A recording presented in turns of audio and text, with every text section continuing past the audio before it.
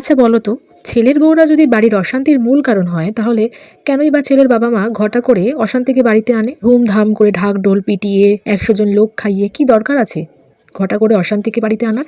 আমার তো বাবু ছোট মাছ খেতে অশান্তি হয় বলে, ছোট মাছ বাঁচতে অশান্তি হয় বলে আমি কিন্তু একদমই ছোট মাছ বাড়িতে আনি না। যে তোমরা বিশ্বাস করো, তোমরা যদি এই ছোট ছোট চিংড়ি মাছগুলোকে একবার ঘরে নিয়ে যাও না, তোমরা জাস্ট প্রেমে পড়ে যাবে।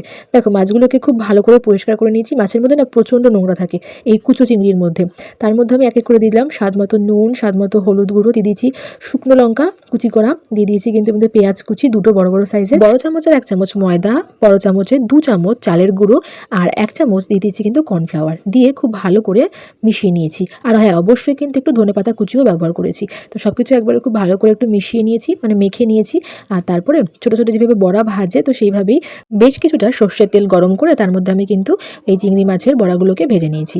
আর এগুলোকে না বেশ মুচমুচে করে ভাজতে হবে, মানে লাল লাল করে। তাহলেই বিশ্বাস করো, সন্ধ্যের চায়ের আড্ডা হোক কিংবা গরম গরম ভাতে ঘি দিয়ে জাস্ট জমে যাবে। আমার মতো তোমাদের কার কার এই কুচু চিংড়ির বড়া ফেভারিট অবশ্যই কমেন্ট করে জানিও। আর দেখো, আমি শসা স্যালাডের সাথে সার্ভ করেছিলাম, জাস্ট জমে গেছিলো।